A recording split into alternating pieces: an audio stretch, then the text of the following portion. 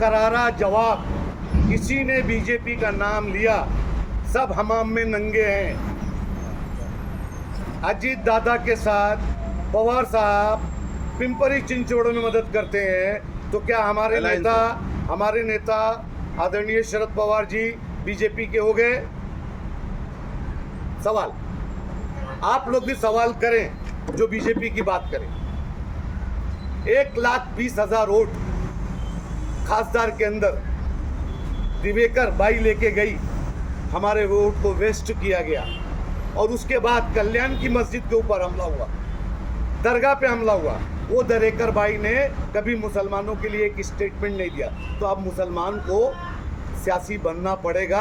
और ये statement two statement होता है ना, स्टेटमेंट देके रात में चलता है, रात में ताली बजती है। क्या बात किए, स्टेटमेंट नहीं, प्रैक्टिकली दिखाओ। प्रैक्टिकली कितने कॉलेज शहर में बने, कितने मेडिकल कॉलेज आए शहर के अंदर, हॉस्टल बना कि नहीं बना, इस पे भी बात होना चाहिए।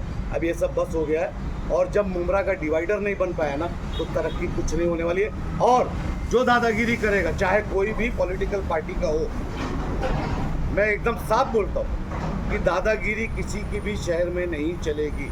अगर दादागिरी किसी ने किया तो उसके खिलाफ इलेक्शन बाद में होगा, जन आंदोलन पहले होगा, काकड़े के नेतृत्व में होगा।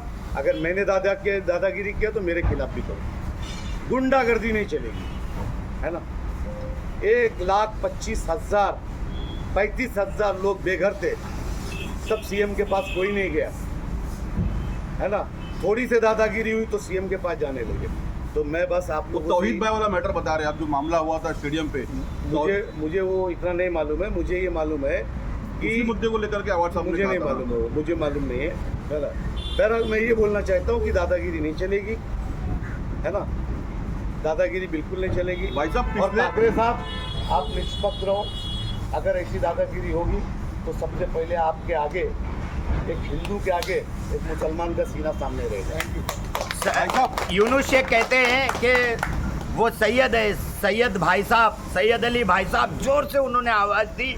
यदि मेरी आवाज़ आप सुन रहे हो तो याद रखिए कि ये वही जे है, नाम दिया है उन्होंने जितेंद्र आवाज साहब को, कि ये वही जे है जो 5 लोगों से बहुत पहले बहुत सारी बातें करते थे। मुमरा शहर के अंदर आपको कोई जानता नहीं था तो सैयद अली भाई साहब थे आपके साथ में, और यूनुस शेख थे, अजीज बाटा थे।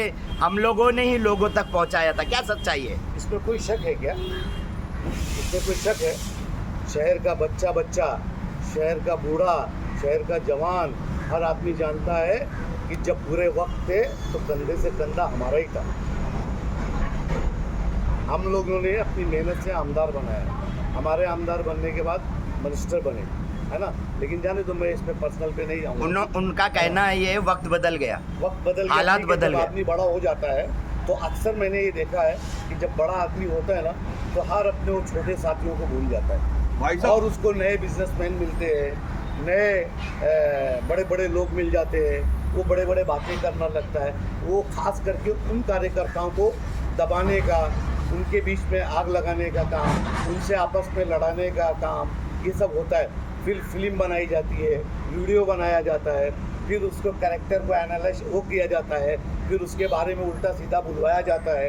देखो, मैं सईद अली अशरफ हूँ। मैंने ज़िंदगी में कभी वो क्या बोलते हैं, फॉलोअर्स नहीं वो पाला। मैंने कभी नकली आईडी बना के किसी के ताल्लुक से कोई गंदी बात, अच्छी बात